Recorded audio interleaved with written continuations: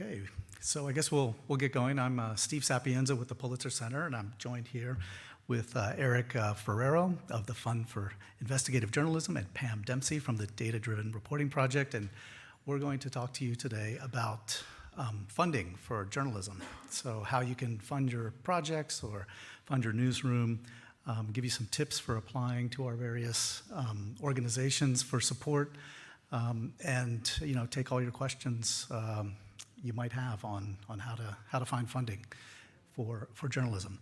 My background is with the Pulitzer Center. I'm part of the editorial team, so I'm one of the team members who reviews the project's applications as they come through every week.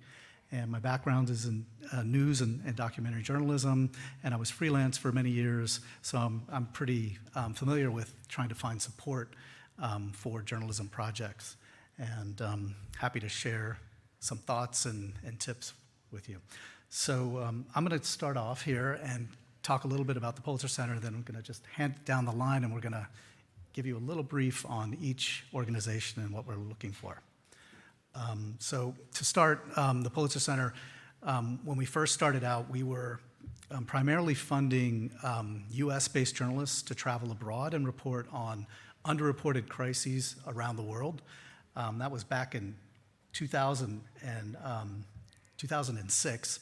Fast forward to today, and we are now supporting, as of this year already, we've supported roughly 127 projects with 193 journalists in about 83 different countries around the world. So we continue to support good stories that have to do with underreported systemic issues, meaning we're not really looking for a story that's kind of a one-off story. We want you to bring us a really underreported systemic problem that we all face. It's often overlooked by the media, and this can be anything related to your local area where you're reporting from, your regional area. We also like to see projects that take a local story and connect it to the global. So we often end up giving money to local journalists to travel abroad and connect stories to other parts of the world. You can see the types of journalism and journalists that we fund. Freelancers, we're funding just about over half of our grants go to freelancers around the world, here in the US as well. Newsrooms, including community outlets and local and national media. And we also have a reporting program for college students as well, our reporting fellowships. Just at a glance to kind of understand our grant process, we have a rolling deadline, so that means you can apply anytime. So we're every week we're reviewing new applications and making decisions based on those applications that we have in front of us on what we're going to support. Primarily, we look to cover the costs of reporting the story, so the hard costs. That could include, for example, if you're a print journalist and you want to hire a drone pilot or a photographer to go with you, or you might need maybe it's a data project and you want to work with a data journalist, you could include those folks in your grant proposal line items. So we consider all that sort of hard costs of reporting. We're looking for very solid and strategic distribution plans, and by that we mean tell us who you're going to be working with to publish that story or series of stories. We like to see our projects sometimes exist on more than one platform because audiences are so scattered these days. So if you can collaborate with a journalist, let's say, who's a videographer, and they can put the story on a television news broadcast or maybe, a certain online channel while you do the print stories, we really value that kind of extra kind of content creation as part of a project. So that's why I bring up a collaboration there at the bottom. Criteria, is it an underreported systemic issue of global concern? It can be of local concern, but is it connected to a global theme? I'm sure you can think lots of examples right in your own backyard that are global issues, global themes, and how they're connected. Is the story likely to get traction or deliver a new strategic audience? And by that we mean, who are the audiences that need to hear about this story? So it may not be always that it has to be a national news story. It may be that, a particular group or community needs to hear that story or see that story published and shared. So we've often had stories that were published in a national publication, but then we're also, for example, repurposed and put onto local radio to reach a broad audience of community of people that maybe don't read national news. We've done that in places like the Democratic Republic of Congo, but there are places in the US too where there's not a lot of Wi-Fi or internet connections still today. So there may be more kind of innovative or old school even ways of reaching those audiences that need to hear the story. Is the story likely to get traction or deliver a new strategic audience? It could also be someone who's, stakeholders. Who is it that needs to hear about that particular issue? And then we look very closely at the reporter. Who's the reporter reporting that story? What do they know about that issue? How are they best positioned? Do they have experience reporting in that part of the world? Do they possess a certain amount of expertise or background knowledge that will best help them report out that story? Or maybe they're collaborating with people where that might be the case, where they gain extra help to report out that story. So we look at all that very, very closely. The do's and the don'ts. We ask for a very simple kind of 250-word project description. So it's not a lot that you have to come up with to show us, that you have to write in your application. But you do have to kind of show us that you've done your pre-reporting homework, so to speak. But, what kind of access are you going to get? Who might be some of the subjects you might be interviewing? How is your approach different and unique than other reporting on that particular topic? We want you to sort of explain a little bit about why you should do that story, and I touched on that a little bit before, but include some strong work samples, describe your expertise and your access, and then emphasize the distribution. This is pretty key. We really like, because it's important for us to see what audiences you intend to reach with that reporting.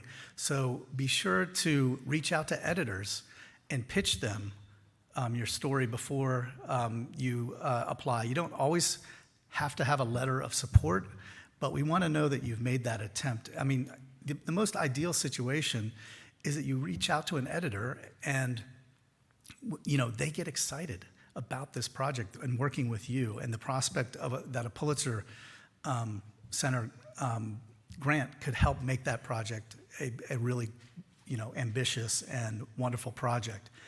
So try to find an editor that's really excited to work with you on that particular story, and that they're excited also about the Pulitzer Center support. On the don't side, we want you to never overlook the kind of feasibility or the safety aspects. And so really, if there are any safety risks, we want to see that reflected in the proposal. Let us know that you know that that's the case. If you are thinking of traveling someplace where it's inherently risky or dangerous, maybe some places along the border, let's say, or south of the border, we probably will ask that the publication that you're working with will write a letter of support that they're going to take care of you in terms of your safety and welfare during that reporting project. So we subscribe to the A Culture of Safety, ACOS guidelines, and we have those on our website. And that's something you can share with the outlets that you're working with, kind of if it's a risky project, and sort of get everybody on the same page about how to communicate about safety and how to think about safety. The don'ts, another one, forget to check our website. So we have a lot of projects ongoing, and since 2006, we've covered a lot of topics. So it's not that we wouldn't give a grant for a topic that's already been covered, just take a look on our site and make sure that angle hasn't been covered and that you're bringing sort of a fresh new angle to a particular topic.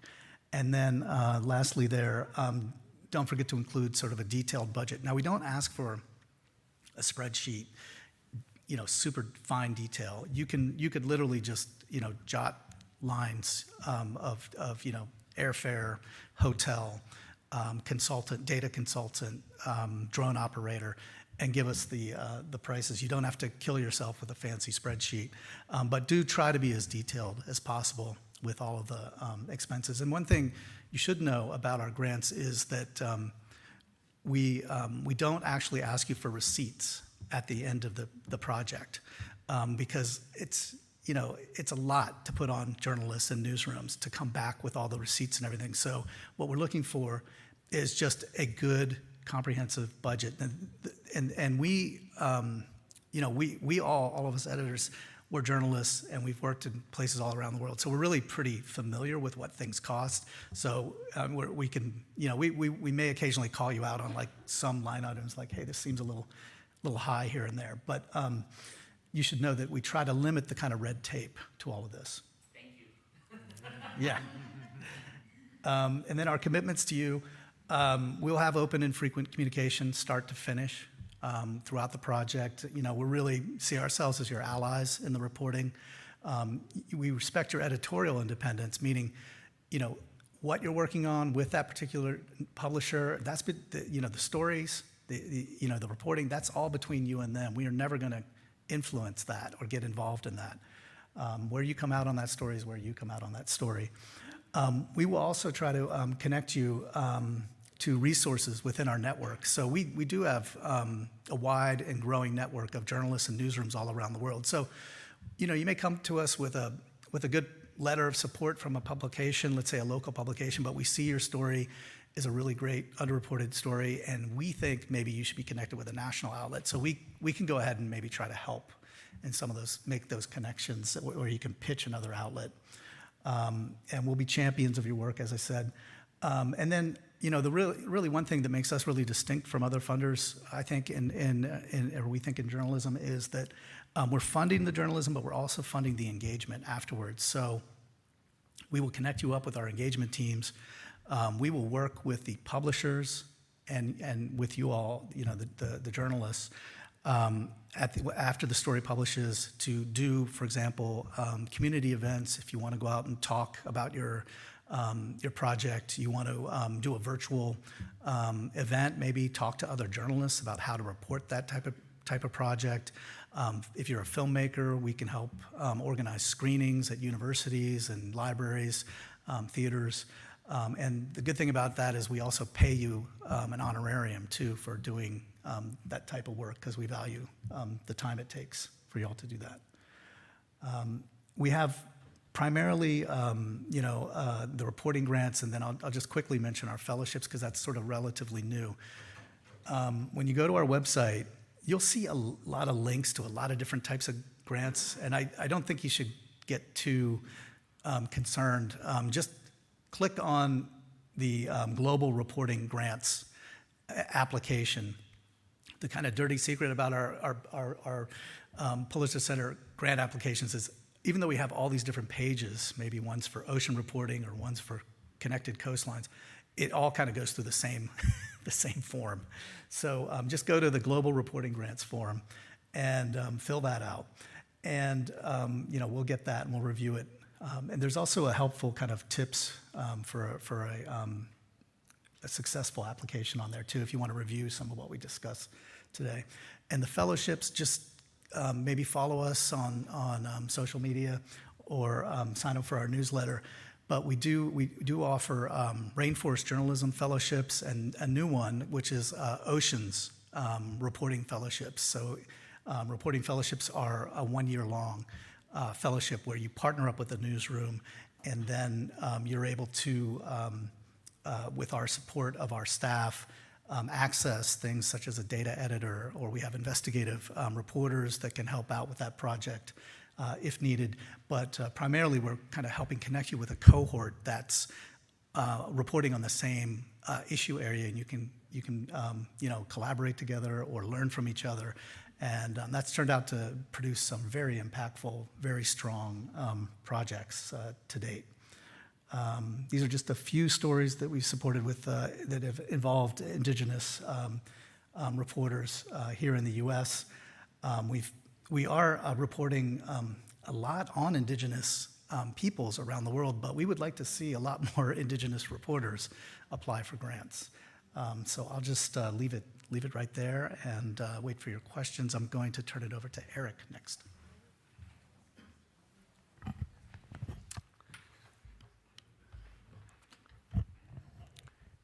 Thank you so much, Steve. It's great to be with you all today. My name is Eric Ferrero. I'm the Executive Director at the Fund for Investigative Journalism. And we're an organization that is 54 years old that provides funding directly to journalists for investigative stories that have an impact. And I'm going to talk a little bit about the work we do and how we do it, but I'm going to talk mostly about the grants we have available and suggestions and tips for how to apply for and get funding from us or from other funding organizations. Sometimes there are reporting projects that need more than one source of funding, and the Pulitzer Center and the fund often give grants to some of the same projects. Some of the other groups that I'll mention also fund kind of crossover work with us. So first things first, as our name suggests, we fund entirely investigative reporting. We don't fund explanatory journalism or other kinds of reporting. How do we define it? You can go to our website and poke around and learn more. But in essence, for us, investigative reporting is coverage that uncovers wrongdoing or injustice that was previously not known. And that's the bar you're trying to hit with us and how you're trying to really articulate and package the story that you want funding for. But let me start first just by talking about some of the grants that we have available very specifically. We do what we call regular grants, meaning any topic, any medium. We provide grants for traditional news coverage, also for podcasts, books, documentaries, the whole range of types of media on any topic.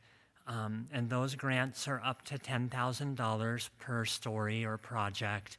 Some things are individual stories, some are series, 10-episode podcasts, whatever it is. $10,000 to cover the expenses, which for us means anything that you need to do to make that story. That definitely includes your time. It also includes travel costs. It can include open records fees, research assistance, data visualization, fact-checking. For some of the environmental stories that we support, we have reporters who need to go out or want to go out and run their own testing on, let's say, drinking water because they're looking at how a local government is perhaps not accurately sharing that information. They'll come to us for a grant to actually pay for the tests, to go out and get that done. So any of those expenses, what it's going to cost to get that investigation done, are what our grants can cover. In addition to the money, we also provide free legal assistance through a partnership that we have with the Reporters Committee for Freedom of the Press. That's typically for open records fights, as well as pre-pub libel review. But we have some grantees who need other areas of legal help, and they provide that. And we also provide editorial mentorship, which is not replacing an editor. It's a smart sounding board and thought partner for you to bounce things off of. And those are mentors who bring specialty either in a particular reporting technique. So we'll have a journalist come and get a grant and say, I've never done quite such a big data project. Do you have a mentor who can really help me think through the data aspects of this? Or the mentors will be topical. We'll have a grantee who will say, I've been reporting for 10 or 20 years. I've never gone so deep into hospital systems. Do you have a mentor who's really covered hospital systems and can help me navigate that? And the answer is usually yes. We can find some kind of subject matter expert that we'll pair you with, who again will be kind of a thought partner and a sounding board, not an editor. But those are some of the things that you get with that financial help. So for those regular grants that are up to $10,000 for any topic, any medium, the next deadline for those is in about a month on September 5th. We also do a newer program that we started just earlier this year is seed grants for really early preliminary reporting. These are entirely for freelancers, and essentially this is you have a really good idea, you've kind of gotten a tip, or you have some reason to believe there might be a story out there, but frankly it's totally speculative. You haven't done any work on it yet, and you need to do, let's say, an initial reporting trip or an initial public records request, or you need to spend some of your time doing some early research. These seed grants are designed to just help you do a little bit of that initial work to get some early findings that you can then use to go out and get a commitment letter, and you can use to come back to us or another funder and get a full grant. And we started doing these partly because freelance investigative journalists who we support, we did a bunch of listening, surveys, focus groups, interviews, that kind of thing. One of the biggest things they said is we often have this kind of chicken and egg issue where you want us to come to you with some initial findings to get a grant from you, but we don't have the resources to go out and get those initial findings. So these seed grants are a way to help you go out and do that work. The next deadline for those is September 15th. And we'll talk about how you apply in a second, but those are a much shorter, simpler, because it's less money. Those are $1,000 to $2,500 only to freelancers. And then the other kind of grant that we have right now are our emergency grants on threats to democracy in the US. We review these on a rolling basis as they come in. We define that term as broadly as you do or as broadly as you want us to. So democracy threats could be misinformation and disinformation. It can be, voter suppression, other obstacles to voting. It can be interference in election systems. It can be threats to the rule of law. Broadly speaking, threats to democracy in the US are obviously a big problem right now. They are elsewhere too. We're very US focused at the fund. And so those are the same deal as the regular grants in terms of the amounts and what you can use them for, but we review them a lot faster. Those are the three kinds of grants. You can go to our website at fij.org and see more about each of them.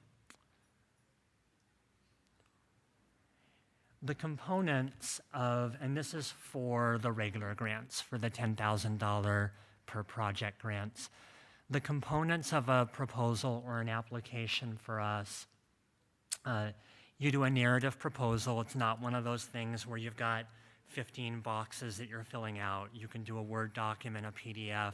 It's your narrative. You can tell us what you want. You can take up to about 1,000 words to do it if you need to.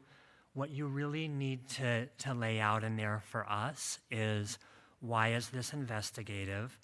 I've told you our definition. You might have a different one. You want to use ours because you're asking us for money, and you want to draw kind of bright lights to it, right? This is why this is investigative. This is why this meets your criteria, and really spell it out and underscore it. You also need to share initial findings with us. You need to kind of show a little bit of leg. We say all over the website that everything is kept confidential.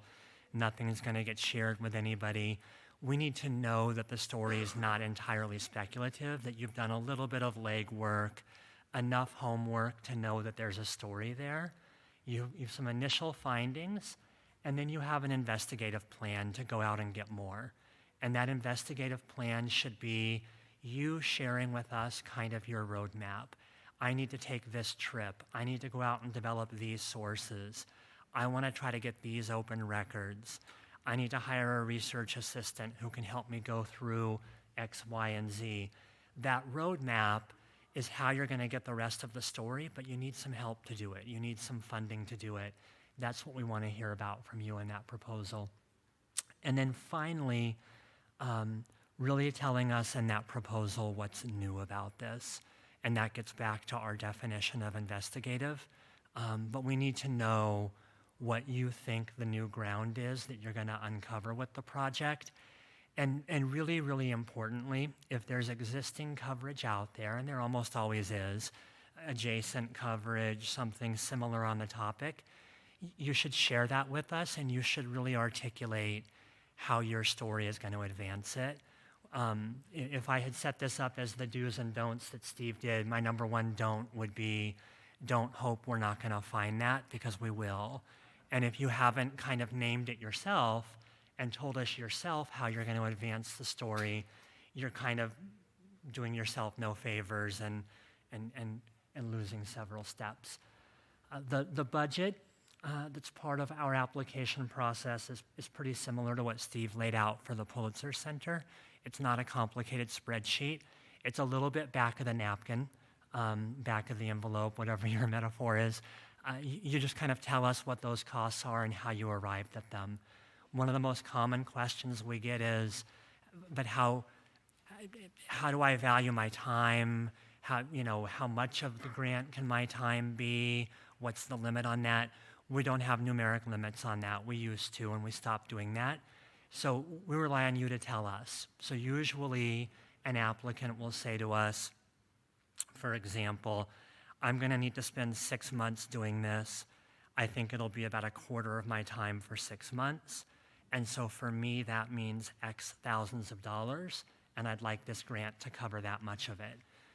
Some applicants will tell us, I think I need 60 hours to do this, and I think my time is worth $50 an hour, so I need $3,000 for my time, and then I need these other costs. You're just giving us that estimate, and then your rationale for it. And like Steve said, if we have questions about it or it looks a little off, we'll come back and ask you about it. We also don't collect receipts from you, and we know that the expenses you think you're going to incur sometimes change once you start the reporting. You're giving us your best estimate right now for what you need, and when we make a grant to you, we're trusting you to go out and spend that resource on what you need to get the story. The commitment letter is something that we do require for our regular grants, not for those seed grants. And this is a commitment to publish from at least one media outlet. Oftentimes, journalists will come to us and they have a plan to have 2 or 3 or 4 outlets co-publishing a piece, which is great, like the Pulitzer Center. We love that. We love to expand the reach. You just need a minimum of 1 to do a letter for you committing to publish it. And we have a sample letter on our website. They're not ironclad. The letter effectively says, we plan to publish this if it's as described and if it meets our standards. So they have lots of outs in the letter that they give. They're not committing sight unseen to run something. And then finally, you give us your resume and your clips. A couple of quick tips that I want to share, and then really want to be able to hear from the incredible Pam. One of the things we always tell folks, and a lot of the other funders do too, when you're writing a proposal for funding for your project, for your journalism, you shouldn't be starting with a blank document. You should be starting with, let's say, your story memo, or a document that you started to really sketch out what you think this project is in your mind. For us, it's usually a story memo because you had to go get that commitment letter. So you've had to pitch this to an editor of some kind, and you've had to articulate what the story is and what the different components are. You really should start any funding proposal with that, not from scratch, and you should repurpose story memos and other material for funding proposals so that you're not having to spend, hopefully, quite so much time on them, and you can repurpose other stuff. As I said, for us, the 3 things that you really want to tick off in that proposal is what's new about this, what are your initial findings, and what's your plan to go out there and get more. If you do those three things in a proposal for us, you're going to get very serious consideration, and we're going to really dig in with it and really spend time figuring out if this is something we can support. If you don't do those things, and when I say like draw bright lights, like make your headings, why this is an investigative project, the investigative plan for this project, like make it impossible to miss that you are articulating this project on the terms we've asked you to, and we'll recognize that and we'll see it and we'll dig in with you and spend time. More broadly, in terms of tips on working with us and other funders and building those relationships, the first thing I always tell folks to do is what you're doing by showing up here today. Show up at events that funding organizations have. When funders do webinars with their grantees or with their partners, and you can show up for those, do. They look at, this is both for us, but I'm both a funder and a fundraiser, so I also go out and raise our money so we can give it away. And I can tell you that every funder looks at the list of who came to their webinars and who came to their events. And that's one of those ways to kind of get yourself on the radar screen of a funder, is just to show up at their stuff. Another is to really focus on your impact, and focus on your impact the way that funders talk about their impact. So for us, when you go to our website, you can see that we talk a lot about the changes to policies and practices that investigative journalism helps sparks. We're nonpartisan, we're unbiased, all of it is objective, real, strong journalism, but it's journalism that uncovers wrongdoing, and we do that because we want to right wrongdoing. And so if you've had experience doing that, if you think that the story you're working on can help do that, you want to spell that out in a good, objective, journalistic way in your material. And then I think that the last tip, which maybe should be the first, is, I'll just say it really, really bluntly. When you're putting a proposal together or showing up with funders, be polished and don't be weird. People get really, really, really weird when they're asking for money. Money and that relationship, that power relationship around money, somebody else has money and you need it to do what you want to do, it makes everyone weird. Whether it's me trying to raise the money I need to give out to journalists, or whether it's you guys when you come to me to ask for some of that money, we all get weird. And the best thing to do is to be really polished, to look at your stuff, to have a colleague look at your stuff before you submit it, to really proofread everything, to spend time on the fonts, to do PDFs instead of Word documents, to look twice at the requirements and what's being asked of you, to open the budget yourself and see if the numbers are really small or if they can be read. All of that kind of stuff, be polished about it. And when a funder, whether it's one of us or some of the other groups, when we reach out to you with questions about it, it's because we're hoping to be able to give you that money. It's not this relationship of, we don't trust you, we think there's something untoward going on, it's going to be a weird conversation. We actually want to get money into the hands of journalists who can do good work. So when I email you back or I call you or I set that Zoom up, my hope is that it's going to work out. I'm not looking for ways to find you inadequate. I'm looking for ways to find that this is a good fit and that we can help you. And just keep that in mind in the interaction, and it'll help kind of tamp down on any of the other stuff.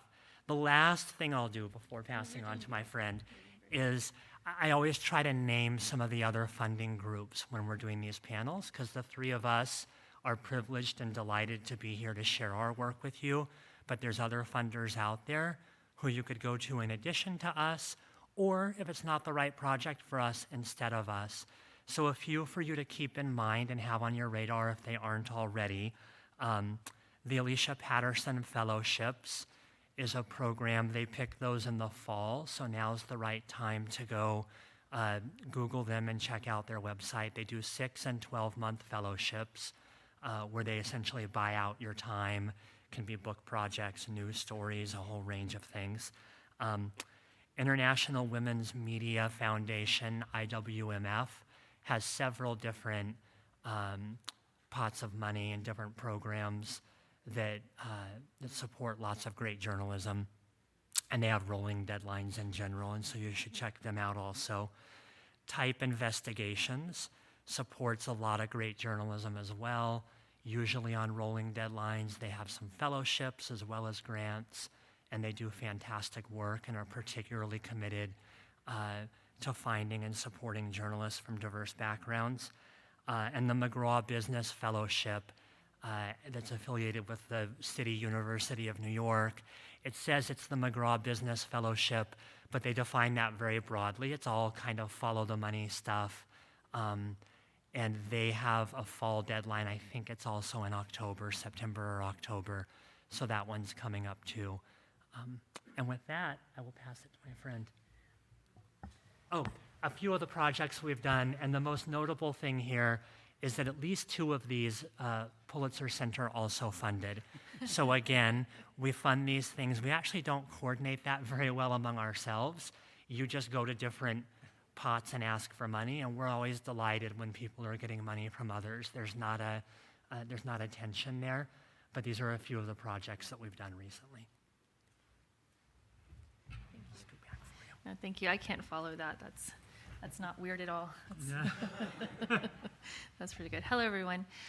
My name is Pam Dempsey, and I'm the program director for the Data-Driven Reporting Project based in Medill at Northwestern. We're pretty new, so we're about 2 years into a $2 million gift from Google, and so we are coming up on our next round in January.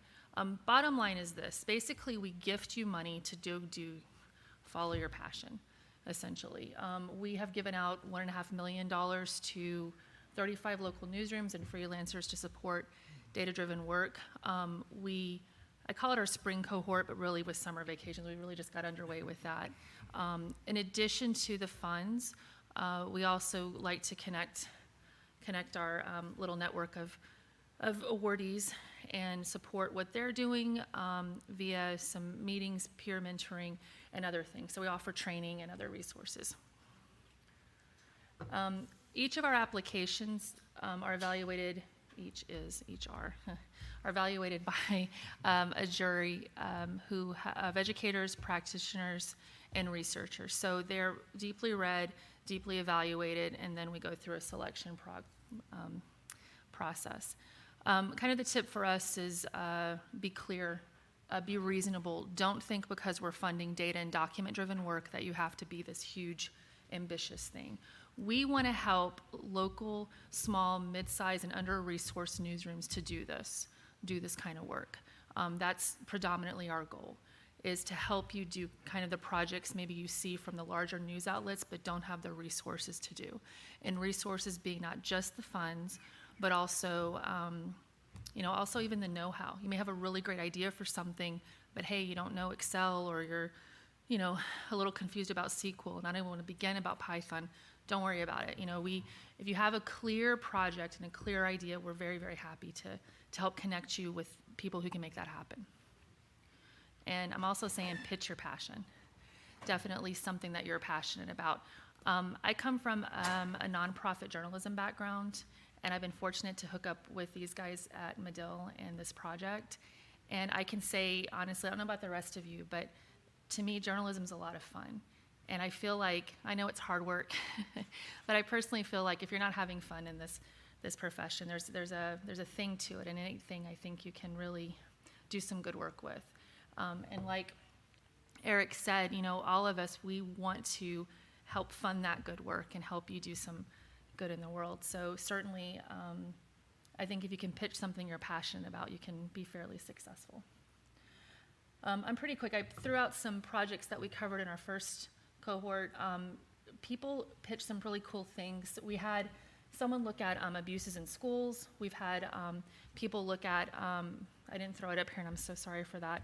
Underscore News was our first cohort, and they did things on tribal law, which is really good. Someone looked at some road issue in Toronto, and then in Louisiana, they looked at a 50th anniversary thing who killed these 2 students. And it was pretty cool. It prompted, so we got some good impact, some good work. Our next round opens in January, and I put a bit.ly link there if you want to learn more. We do have office hours available, and as we're getting close to the deadline, basically the application's available on our site. We'll have 2 or 3 weeks that we open it up for submissions, but you can get started right away, and you're welcome to hit me up and if you want to talk more about it. Was that too quick? Was that weird? I'm sorry.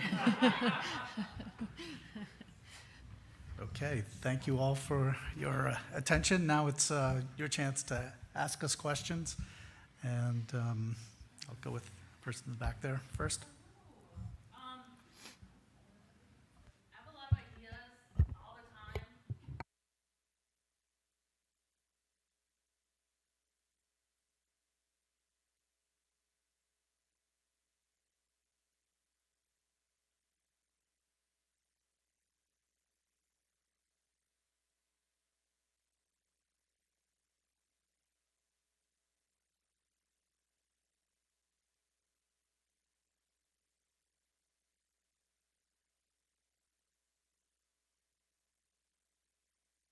Oh, you're all looking at me. That did.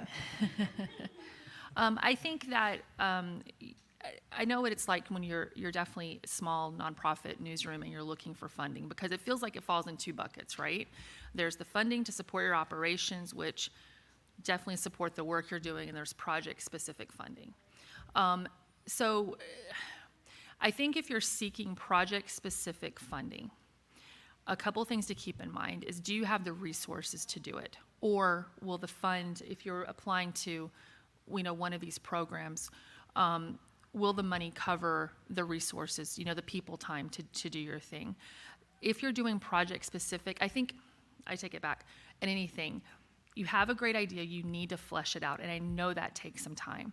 I actually, if you want to give me your email address, I have this, I don't call it a cheat sheet, but one thing we did when we were developing projects in my former newsroom, there's kind of a really cool cheat sheet of things to think about, questions to ask yourself, and to research that sort of helps put that together. Talk about the ideas where you have these seed grants coming up. I think that's personally a really great way to fuel the thought, fuel the project basics. You're in a tough spot, I have to say. It's all of the dollars, we talk about this a lot. There's X number of funders and X number of dollars available, and there seems sometimes to be a fight for them, right? Even though we're all collaborative and we care about each other. But I think the more specific you can get, the more successful you can be. Honestly, you guys, you can apply for 10 grants and get 10% of them. It's sometimes, unfortunately, the nature of the business. And somebody told me this great piece of advice: one funder. They can be finicky. They can, what works for one doesn't always work for others. I don't know this helps you at all. All I know is I think you're in good company. We understand the struggle. I personally think that, again, if you have something very specific, a solid idea, something that's clear cut, you'll more likely get that funded versus a vague idea. Did that help at all? I think that's absolutely right. What I would add, you asked about cold calling in particular, maybe facetiously, maybe seriously. I kind of wouldn't, but I would really think about relationships, and I would think about, what are you uniquely doing at your outlet? For example, is it a hyper-local outlet and you have a particularly unique role in that community? Is it particular parts of the community that you have a particular relationship with as an outlet? Like, what is your niche, right? Or what do you want your niche to be? A little bit of it is, what am I? What do I want to be? One and the same. What's your niche? And then build relationships around that niche, meaning within that niche, who are some of the places that are giving kind of general funds to support that kind of thing? If it's a hyper-local thing, what are some of those community foundations? Who are some of those individuals in the community? And then it's really sitting down and figuring out, who do you know who might know them? Who do you know who might know somebody who might know them? What spaces are they in? where are those folks showing up, where you can show up too, which is hard because you're spending probably 60 hours a week or more doing your journalism, and you don't want to add 10 hours a week to be, yeah, but you have to survive, right? And so you do it that way smartly, I think, yeah.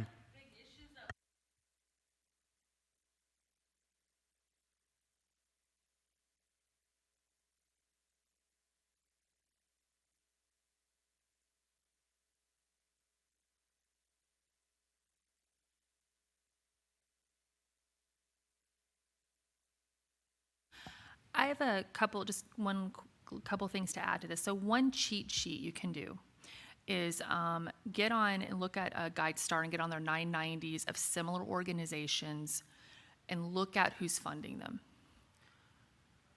That's kind of one way to shortcut it. And then what you do is find, like, say, power of three, find your top three. Reach out if you could. There's a way to shortcut the cold calling. You're not calling them and go, hey, where's my money? It's more like, hey, interested in a program, see if we might be a fit. Do you have 5 minutes to talk to me about ways that we could successfully apply? So that's kind of a sneaky way to get into, if they're interested and you're interested, just to have an informational conversation. And that kind of starts to pave a way for a relationship. Get on the newsletters of those foundations and those programs that could help too. And then once you start to build some of that out, as Eric even mentioned, ask, that quite like with reporters we do. We ask, who else should I be talking to about this? Who else can you recommend? That's great advice on the general operating side of things. Our grants are typically more project-based, so when I heard you talk about, like, I've got all these ideas, we do talk to, editors frequently, who have many different ideas, and we look at projects that come in from newsrooms all the time, and we're looking at them and we're wanting them to be, something that they're really passionate about. It's the signature story they want to do that spring or that summer.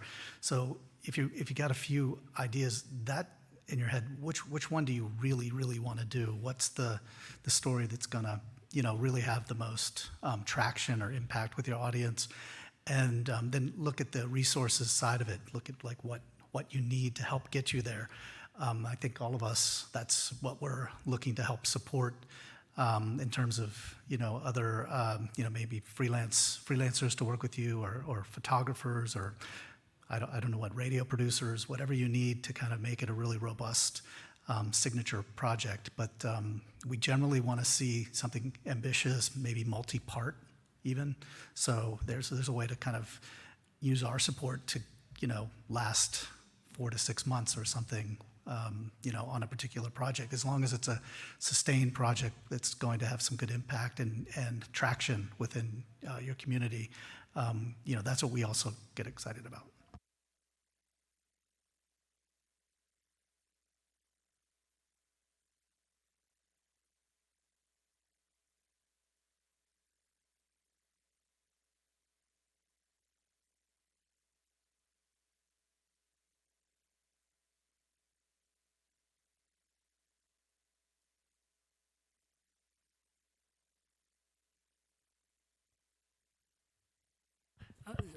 We don't. So this varies a lot, kind of across the funding organizations. Some of the organizations, edit pieces and fund it, and then everything across the spectrum. At FIJ, at the Fund for Investigative Journalism, we're over on the other side of the spectrum from that, which is to say, again, we provide you with the financial support, some light editorial support that mentor, and some free legal help, but we don't at all get involved in the editorial process or the quality of it, and we're not responsible for that either. Because you come to us with a commitment letter, that's your relationship with that publishing outlet, and they bear the responsibility for what they're going to publish of yours.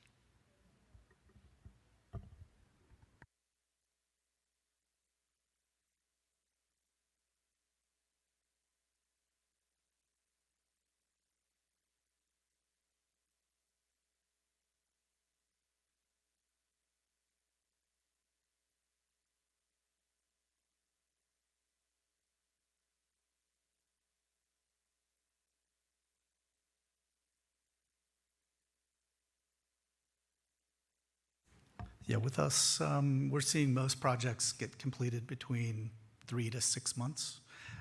Really depends on the complexity. So maybe the first of a series of in-depth articles comes out, 4 months in, and then the rest, or because sometimes it could be on different platforms, it may take longer for the video or the short documentary to come out, and we're fine waiting for that to happen. So yeah, that's basically the range, and we're flexible too. So we recognize that that things change in journalism. So just write us, let us know that something happened, and you're going to need a little extra time, and we're fine with that as long as there's good communication. So for us, when you apply on the application form, one of the things that we ask you is your anticipated publication date. So you tell us, we don't tell you. And then if you get the grant, we tell you at the outset, we know, as Steve said, we know that these things change and shift for a whole bunch of reasons. You need to come and let us know if you need to change your pub date, and we'll work with you on that, and that happens. They're usually probably 6 months-ish, but again, because we fund books, podcasts, documentaries, those things some of those grants will stay open for 3 or 4 years. A book project or a podcast can really take a long time, or a doc. So it's a wide range, but you're driving that. And then for us, it's about 12 months, but there again, coming, I think, from all of our backgrounds, we understand things do happen, and so we've, it's just as it can. But ideally looking for 12 months initially.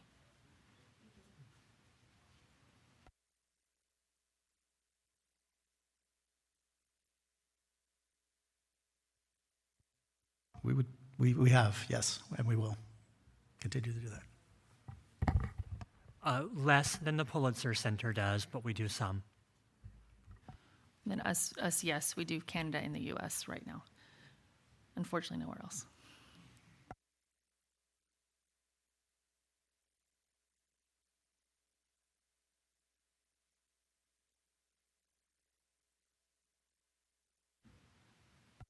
Well, it's impact can happen on a lot of different levels. So I think Eric mentioned, is there at the kind of, macro level, has there been maybe some laws that were changed, or some companies that changed policies, something kind of earth-shattering, big change? That's kind of the big impact. But you can have, kind of medium level impact where, you might have a story that comes out, and then the journalist is sort of invited to present and talk about that story with, let's say, maybe a working group on kind of fishing issues in a particular country. That's something that's happened to one of our grantees. So they, saw the story and just really wanted to understand a lot of the issues around kind of fishing rights that were at play and in that particular case. And then, all the way down to the micro level, which could be, community engagement, just sharing stories with others in the community that need to hear those stories through public events, screenings, open dialogues on particular issues that were raised in those stories. That's a small level, but it's really good engagement and important for oftentimes for the communities that have been reported on about, or are experiencing issues related to the topics that were covered in the reporting. So we use we have this rubric that has about 12 different ways that we think investigative journalism can lead to impact. And it's, as Steve was saying, kind of, there's obviously sort of changes in practice, changes in policy. Was litigation filed? Was an official audit or investigation started in part because of the story?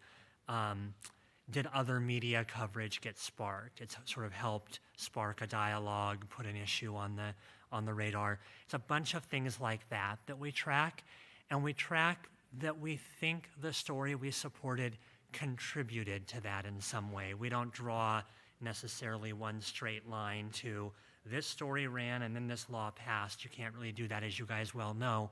But you can find ways that things contributed. Was something, for example, we have grantees articles that will be, introduced in committee hearings and state legislative hearings after the story runs.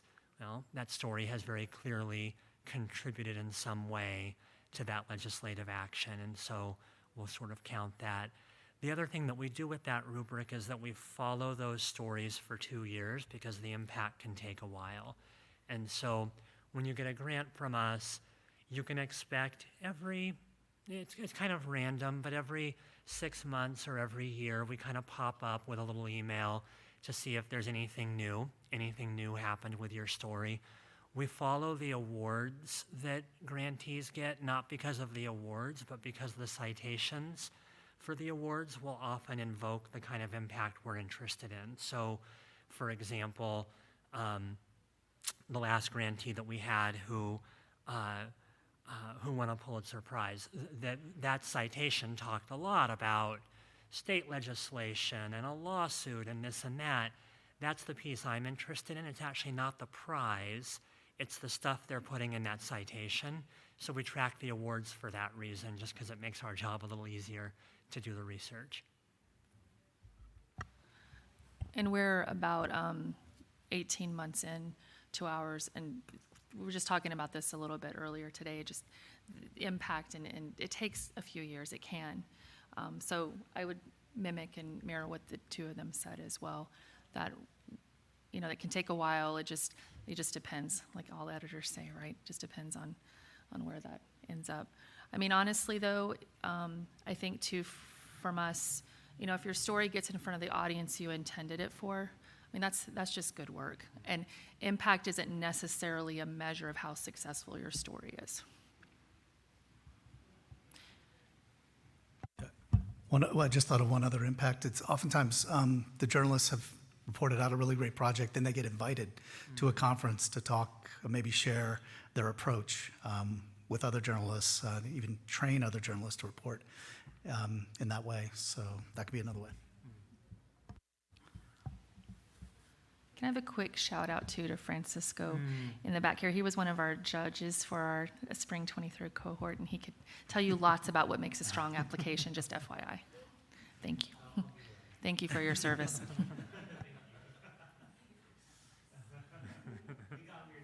We got weird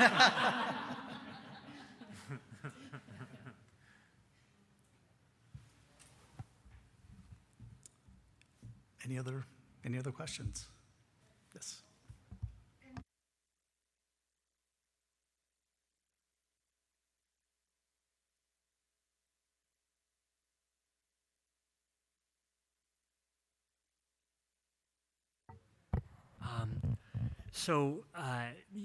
The legal help that we provide through our partnership with the Reporters Committee, which is free for the grantee, for the journalist, they help with open records fights. So they'll help kind of construct the requests, they'll help deal with denials, that kind of thing.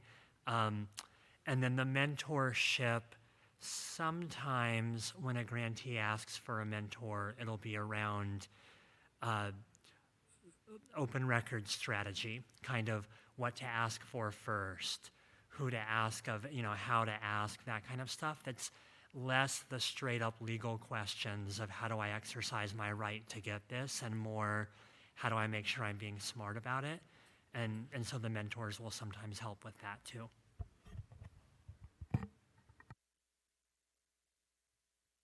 Yeah, we don't directly play that sort of a role, which is really fantastic and needed.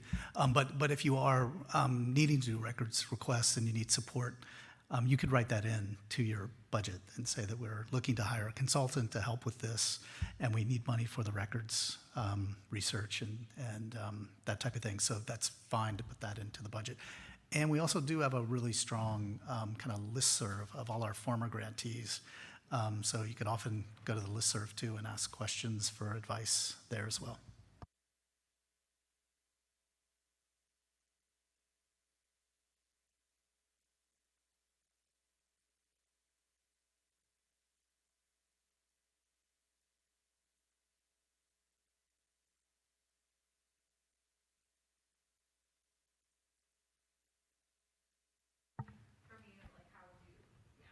Yeah, it's a great question.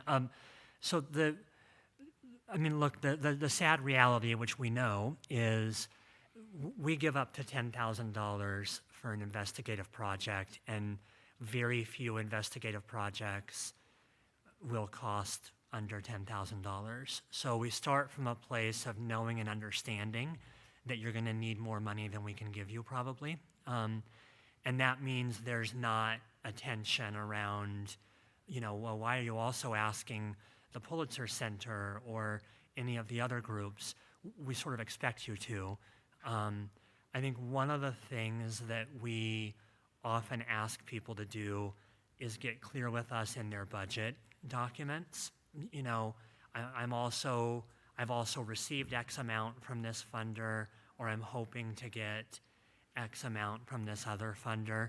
If you're coming to us first and you don't have other funding, and you do that with your budget, we'll probably come back to you and ask just to sort of talk us through what would happen if you got our funding but nobody else's.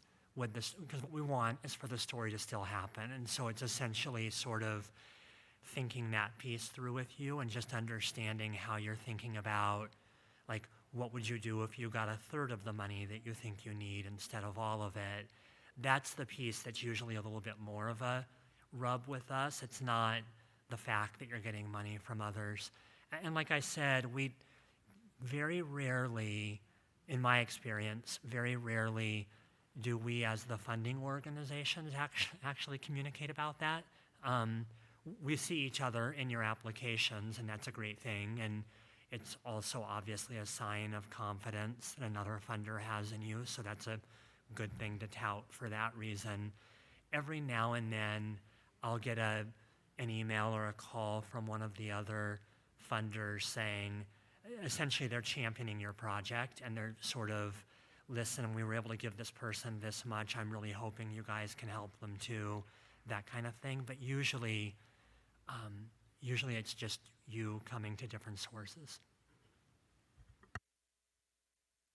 Yeah, we have also a question on our application about what other funders you may have approached. We view it the same way. We're happy to see that there's other resources out there, because we know not all journalism funders provide funding for the same things. Mostly we provide support for the hard costs and travel and those types of things. So seeing, FIJ's put in some funding to maybe, a seed grant or a stipend for pre-reporting, and that is wonderful. And I think if I had to think of one example off the top of my head, the land grab universities was like phenomenal, and that project needed all the resources, from the different funders to make it work. I mean, it was just a multi-headed kind of beast that they had to land, and it's an incredible amount of work, and it took a lot of funding to make it happen too. Ditto.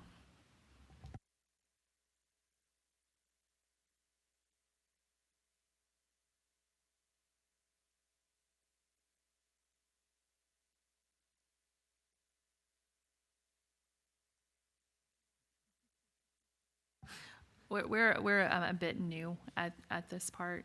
What do you mean by controversial? Like people hated it, or like it just got, what define controversial?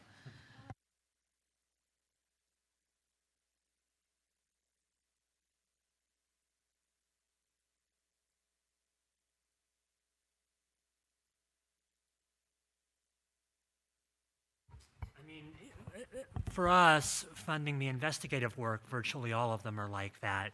I think one really recent one that comes to mind, we provided a grant to a group of journalists to do a podcast. They were with New Hampshire Public Radio. The podcast is very new. It came out about a month or two ago.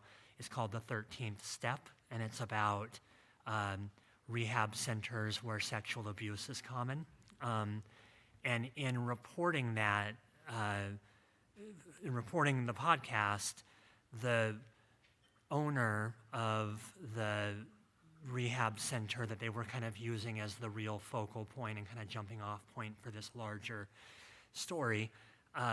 The owner got very, very aggressive with them and with the reporters, and literally, like, apparently sent people to go vandalize their homes, and there's now criminal charges pending, and it's a very complicated, crazy story about how far some people will go to evade scrutiny. And it's also a really great podcast if you're looking for one. The 13th Step, yeah, easy to remember too. It's a cute title. I mean, cute for a sexual abuse podcast.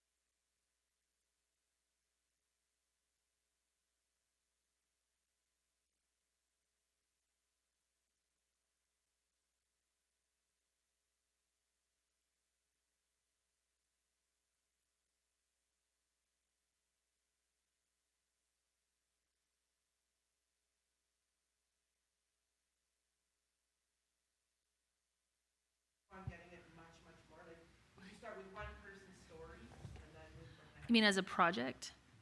Like Jordan's principle, for instance, how that kind of came from one, one instance of one person who actually, died as a result of bureaucracy, fight between federal and provincial government saying, well, we don't have any responsibility, this is yours, back and forth, right? And then that shaped, a huge policy change came out of that. Do you see what I'm saying? How, so for somebody that's starting with this idea and coming to a funder and saying, hey, this is a huge kind of thing, it's impacting all Indigenous people across Canada. Anybody who needs a prescription filled and, like that. So could you put that into, I mean, I know, I don't mean to at all to minimize it, but could you put that into a paragraph or like the high-end thing? I want to go do a story on the ever-changing, forgive me if I misunderstood this, top of my head, though the ever-changing prescription prices that have negatively diminished over time that have negatively impacted the uninsured. I mean, could you put, if you were to kind of, Okay, so you just have to narrow it down, get it more specific. well, or even just the elevator pitch. What could you talk about? You're talking to your buddy, right? Because essentially, I think when you're making these kind of pitches and to be very clear about it, you want to tell someone, because you're going to be writing for someone who isn't in journalism, right? So is there a way to describe this, outrageous thing to someone, if you're taking an elevator from here to the 2 or 3 minute elevator pitch, just so that it's it's clear and understandable what you're after, because what you're describing sounds absolutely bananas, you know, and then it's just that, it's the why. You know, pretend you have a 2-year-old and you're, you know, so here's that big thing, and you're getting down to eventually a very clear cut but impactful 2 or 3 sentences around that. So you could spend, I think, you could I have no spend doubt. 6 months just trying to get on the phone with the right person. Yeah. When you're dealing with the government. You could spend 8 hours a day for 6 months before you get on the phone with the right person, or get on the phone with somebody who's actually going to divulge something. Yeah. You know what I mean? Yeah, I do. And then it might go right from there into politics, right? You might start with this agency and end up totally over here, right? So we need to. I mean, I think there's honestly a way to workshop that where when you're making a pitch, you cover your bases essentially. That this is what I'm after at the end of the day. What is my end game? This is the thing that I'm trying to report on. You know, I don't know that necessarily, necessarily in an application, for example, for funding, you have to put in all the weeds and the rabbit holes that you know that you're going to need to go down. It's just bottom line, what am I trying to get after with this? And the good thing I think, especially about these organizations here, not just mine included, but these organizations here, is that you are preaching to or talking to people who get journalism, right? The people understand that this is where you want to go, but at the same time, we know that things may not always follow that clean, Route 66 line, I don't know.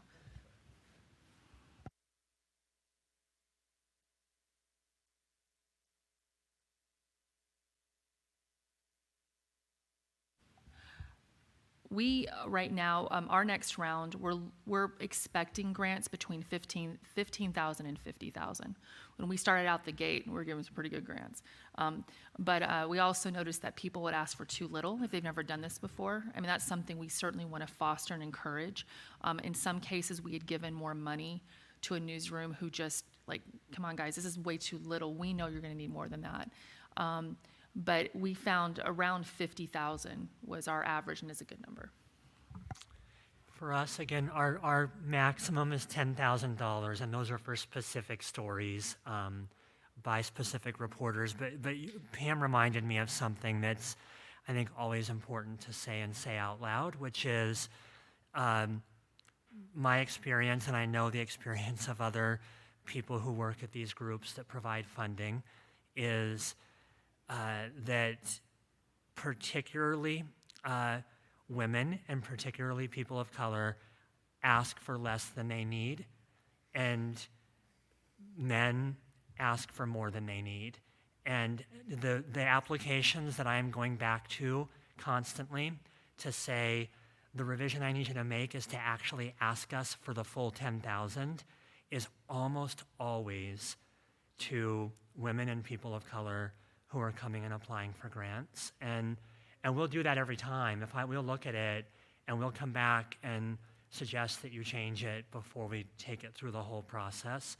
But it really is, you reminded me of how important it is to ask for everything, ask for what you need, and ask for the max.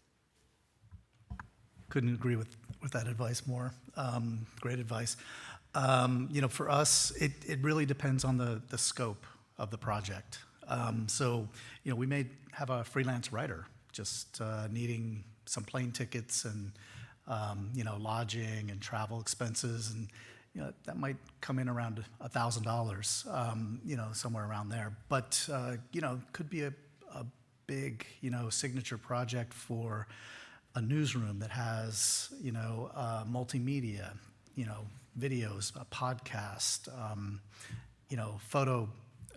photographers and even illustrators. We've funded illustrations on projects. So it just really depends on how many people you need to carry out that project, and the way that you've described it in your reporting plan, and to achieve what you're hoping to achieve. So it can go from 1,000 on up. It just really depends on the scope.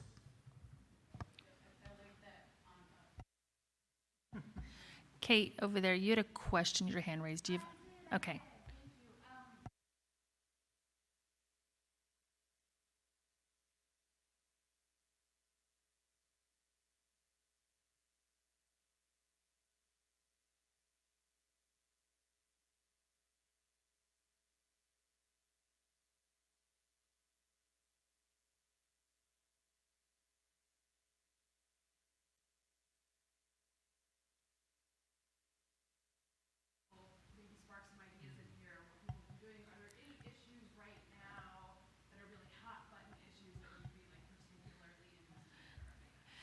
So I'll answer this kind of over a little bit, and then Francisco, if you want to add to this, please. So we're interested more in, we're not interested in a particular topic as of yet. Right now, it's how can we support your data or document-driven work? But I like your question because one thing, again, that we care about is just equipping you to do your project in smaller newsrooms or underserved newsrooms or diverse newsrooms who don't have the resources to do it. That said, too, we actually, people have just, for example, we have a lot of more document-driven things where someone's literally combing through documents to build out a database, even though they maybe not refer to it as a database, but that's what it is in the end, to build out a database to report a story, which is kind of cool. You don't have to know a bunch of data tools to do data-driven work. And I think that's one thing we hope to kind of take away the fear around that or the mystique around it. You don't need a computer science degree to do this. I mean, you can build some really good projects off a simple, FOIA request that you get from a local government that you, if you're successful in getting it, or just like I said, kind of raw dating some crime documents that you're building from. So there isn't necessarily a particular topic that we're interested in funding. We don't at this point we don't have that yet. We just want to help you do this great thing that would serve your audiences. Do you want to add anything to that, just from the applications you've reviewed or anything, without revealing? Because we're all in a cone of silence when we.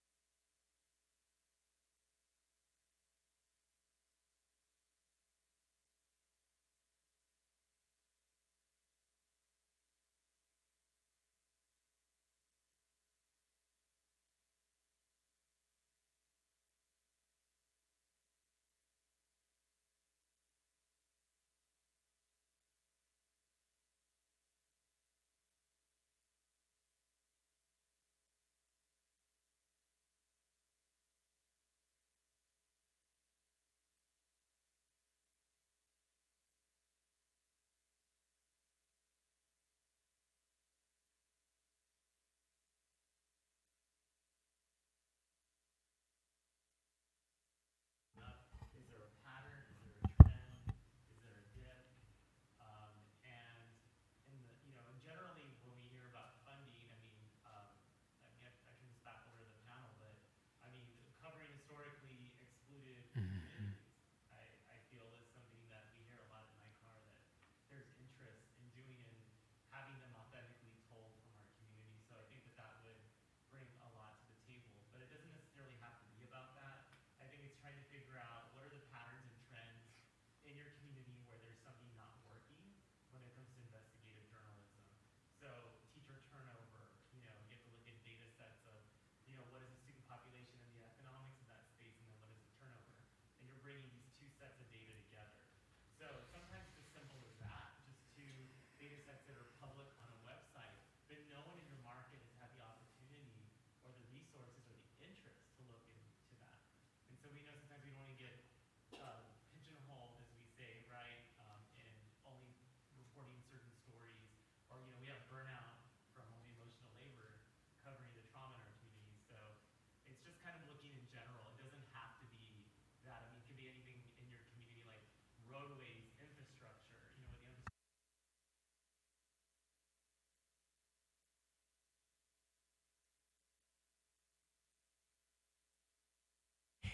your question, I'll tell you one example that I was thinking about while you all were talking, and that's all totally right.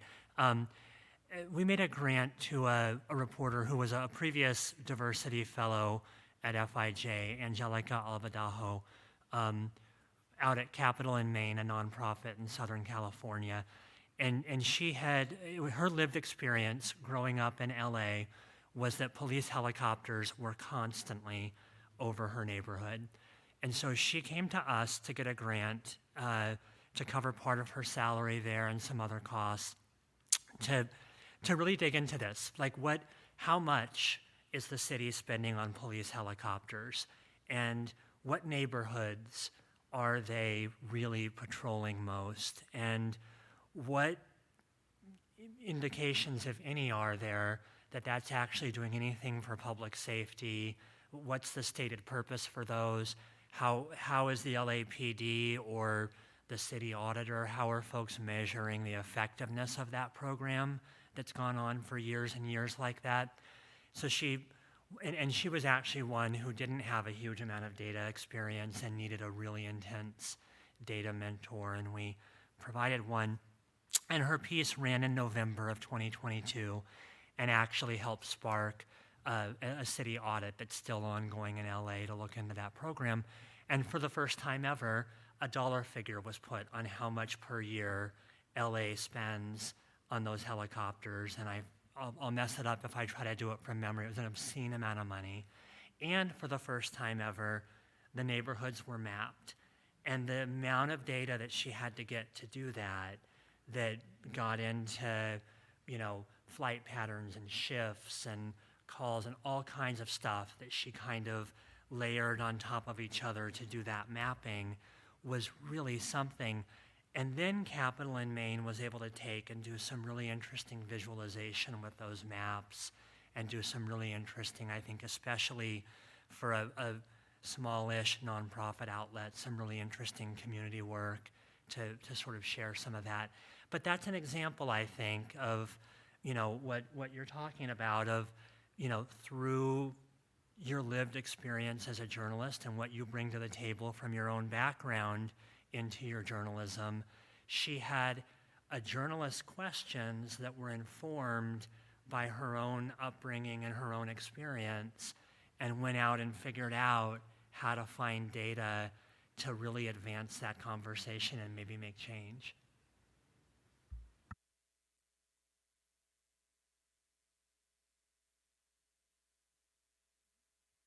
Yeah, we do freelancers. We do ask if you are a freelancer for that letter of commitment. But as it's been mentioned, it's basically, look, they're interested in doing it as long as it meets editorial standards, so no one's ironclad into it. But yes, definitely. We have a few this go around.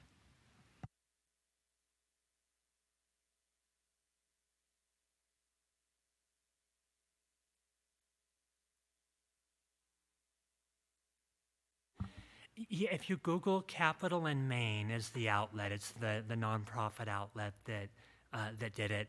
Capital in Maine and like LAPD helicopters, you should be able to get it.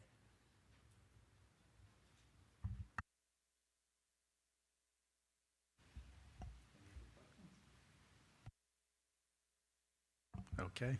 Well, I guess we'll wrap it up here. You guys have been fantastic with so many great questions. We appreciate you coming to this and sharing with you all of our tips, and look forward to seeing your application sometime soon.